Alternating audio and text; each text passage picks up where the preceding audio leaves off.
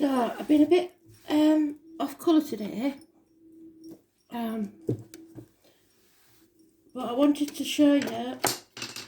Oh, damn it. The Ogham. This is what Spirit's been talking about in the new Celtic cards. So this is the Ogham, a bit like runes, and we're just gonna. I'm not even gonna look. I'm just gonna pick one and see what they've got to tell us about it. They're not. Nobody knows whether they was actually used as divination, but they did use bones. They did use trees, etc., twigs and stuff for runes. So this is teen or tine, and I don't know how you pronounce it, but it's for holly. The old word for it was teen or tine, T-I-N-N-E. It says chinyu instead of holly, so it's a bit like Chinese, that to me, chinyu. So let's see what it says, shall we? So if your name is Holly, it could be very important for you. 81. It's the holly. It represents the number 8. It's the first joint of the middle finger. So maybe if it's somebody trying to connect you to spirit, they may have had an issue with that first joint of the middle finger. Any of this or all of this may spark off a memory in you, and it's a message for you. It's the colour dark grey, and it's the smoky quartz. It's about, the bird is the starling, so you have to look up that. I'm not doing it all for you, your own work. Find out what the starling is as an animal totem. It's the goddess Budokai, and the spear is the symbol. So that could be Mars, or even some, maybe Diana. The musical note E, so if you do music, it's the note E. The planet is the sun, which we know is in Leo at the minute. And the word Ogham, ingot, mastery, third of a wheel, the axle, the fire of coal, today. So we talked about the car, the vehicle, didn't we, in the reads today? And fires, so watch out for unattended candles, etc. Holly flowers in July. This is the Celtic word trin, meaning sacred tree. There are some thoughts that perhaps mythology speaks not of what we know as holly, but rather the evergreen oak that is referred to. It's the symbol of the consistent possibility of creativity. So there's a possibility of you creating something. It is often revered above the oak. Its red berries are seen as the red blood of the dying oak king, the dying of the waxing half of the year, which we've just been through.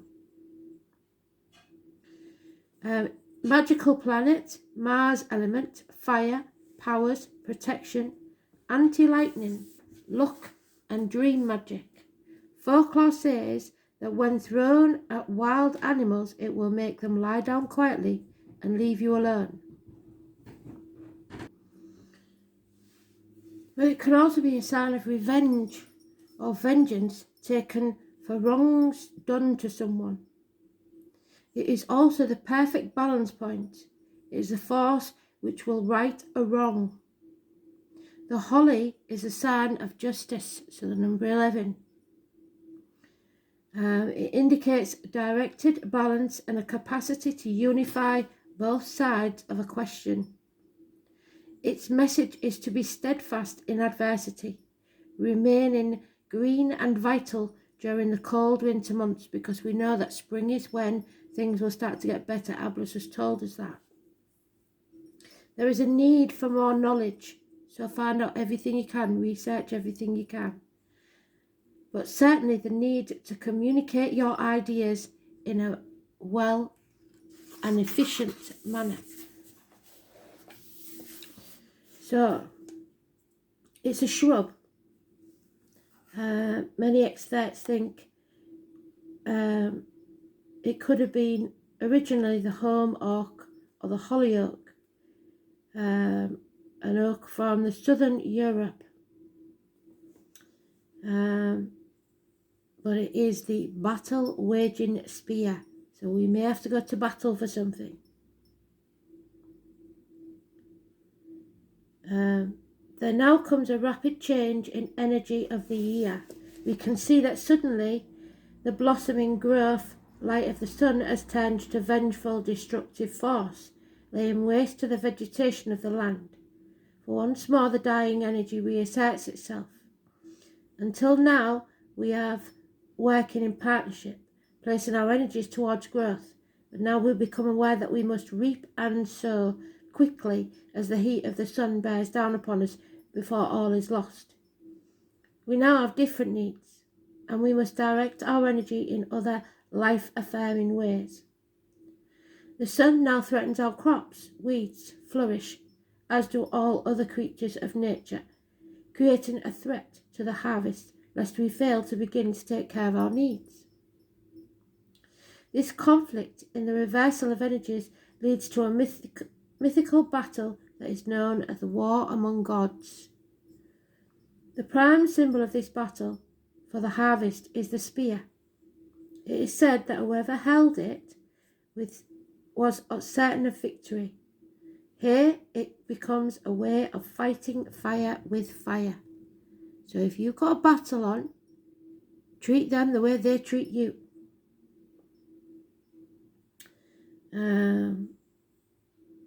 For it turns into a thunderbolt, the messenger of the rains that dispel the summer heat. The spear has its own message for our inner life, where before it was not enough for us to accumulate an experience in the waxing power of the year, now we must use our energy creatively, shaping it into something that can be shared with others. Yeah? And that will continue independently of us, far after we've gone. We must begin to set limits in order to avoid wasting the energy we have. And here we can see that fire, which provided inspiration for us, is something we must now focus and shape like an artist. The fiery water of becoming is now creative life when the spear touches it. So the water and the spear also could have connotations of the conception of a child. As the moon waxes, we see the shape of the spear because we're coming into the full moon on the 12th. Feeling is aura of reversal and unbalance, but at the same time we feel a sense of adventure of what comes with an anticipated change. We prepare ourselves to accept that change. On the full moon, again the 12th, the spear reaches us with its thunderbolt power, and we accept the guidance offered. The thundering fall of the spear releases the cooling, shaping water, so thunderstorms may be likely. And with the moon's waning, we begin to focus the energy we have stored, surveying those areas within ourselves that must be prepared for the harvest. So you are the avenging spear. I who heal may also hex. The good enhance, the evil vex. I am an avenging spear. The rich and powerful know no fear, though the seasons change throughout the year. But I'll speak up and make them hear. I am an avenging spear. Wow, this is powerful, isn't it? For peace and love we ever yearn, but some do wrong and never learn. This time it won't be us that'll burn. I am the avenging spear. I'm tired of promises, tired of the lie of a better life after I die. We take what's ours and touch the sky. I am an avenging spear. What goes up must come down, so wipe your tears and mend your frown. Their time is up, Go claim your crown. I am the avenging spear. On the earth, in the air, through the fire, by the water, I am vengeance, the holy moon's daughter. Wow. So Budokai, or Vedic seer, then for a while she became Bonduka, and later Budake or Budasea. The early spelling of her name being the result of poor transcriptions from medieval manuscripts and incorrect versions of Tacitus. So this is why I get annoyed with people who quote Bibles and stuff like that. They were only as good as the person who translated them, whose account of her story was not discovered until the 16th century. However, the spelling of her name, which means victory, becomes synonymous with terror and savagery. She led her people in violent revolt against the Roman governors of the province of Britannia. I doubt very much whether this will stay on YouTube. Her call to arms was a direct result of rape of her 2 young daughters by the Romans. This act was a political one, as Budokai's daughters were in direct line to her throne and posed a danger to Roman rule. If thought the Roman officials her daughters were deflowered, they would be less attractive to noblemen, thus reducing their power. It was customary for the executioner to publicly deflower young virgins, so the gods would not be offended. Then either throw them off a cliff or strangle them. The Romans believed it to be more humiliating to rape the girls and then have Budokai flogged. What a huge mistake that turned out to be. She amassed an army of 20,000 Celts who swept through the countryside, utterly destroying 3 cities, including London. She massacred everyone who stood in her way. An estimated 70,000 people perished at her hands. Defeated by Suetonius,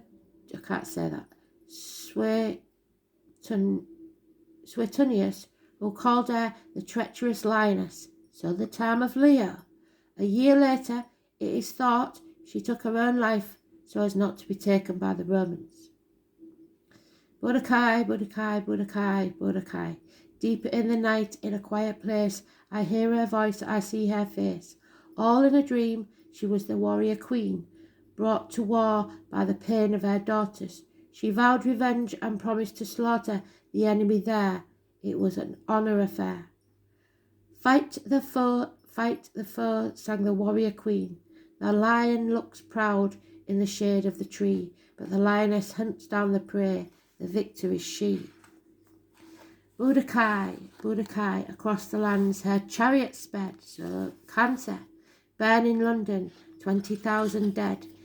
Feared and serene the Ice Queen, though soon she would falter, Suetonius would reign.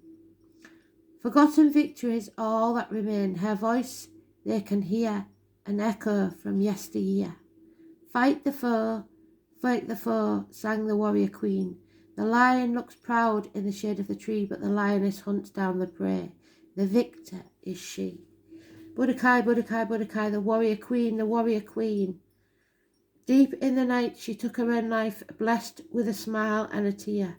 Though she had severed their dearest veins, none would ever forget Bodicea. So maybe you know someone that took their own life. We also have Stone of Destiny by Steve MacDonald, and I'm quite well aware, I think, that he was mentioned in either today's or yesterday's song. The starlings, so you don't have to go looking for it, they've got it here, are a stout, medium-sized bird.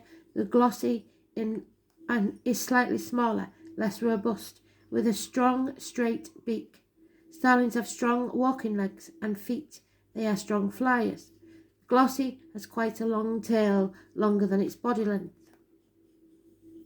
Most starling species are metallic black with an iridescent showing green, blue and purple. Areas of plumage not overlaid with iridescence are velvety black.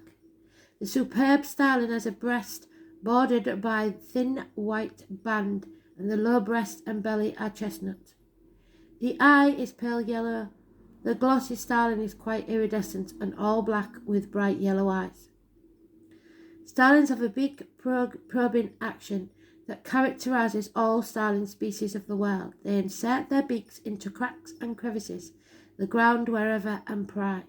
The shape of the open beak then allows the bird to peer down between the upper and lower mandibles in the created space, searching for food. Because of their ability to adapt to a variety of conditions, many species are on the increase, especially around human habitation. Because of their wide choice of food, they easily adapt to changes in their climates and acclimatise to the new place. Various species have become pests outside their native land. The common or European starling is definitely a pest.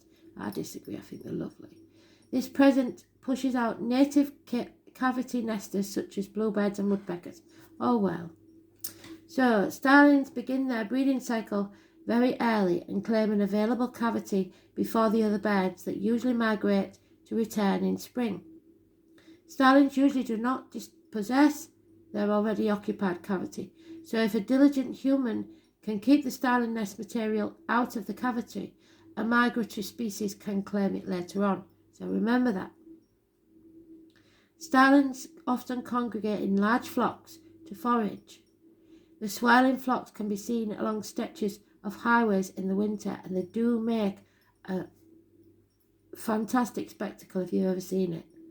The superb starling alarm call is a loud whining. Their song is a varied whistle.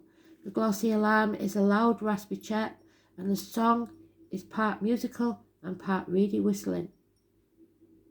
They're excellent mimics and have quite a variety of vocalizations, including croaking, whistling, hissing, and chattering.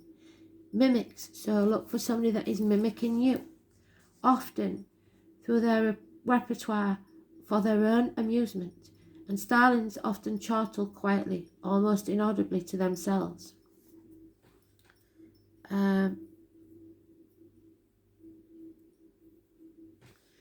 So as well, starlings are very gregarious and competitive. They defend large territories, but only actively defend their immediate nest hole. The flock will work together to keep interlopers and predators out, so that is what we should do, work as a flock. Smoky quartz is associated with anchoring energies of the earth. This association makes smoky quartz a good choice for those wanting to gain a deeper appreciation of nature or a greater concern for the environment. Smoky quartz is said to benefit the lower torso, especially the sexual organs, kidneys, abdomen, and pancreas. Some healers use it to treat kidney disease, menstrual cramps, and fertility problems. So if you're suffering them, now you know. Its subtle energies are also soothing to the heart and nervous system. The energies of the crystal are more subtle than those of clear quartz, so its influence is more gradual. Smoky quartz can neutralize negative energies, but its slow-working nature makes it more suited for situations where caution is called for and where gradual changes are desired. So be cautious, be ready to fight, and the change will be gradual. Come spring. There are hidden secrets to be revealed. It aids individuals in meditation by clearing worries and emotional blockages. It is a grounding and protective stone.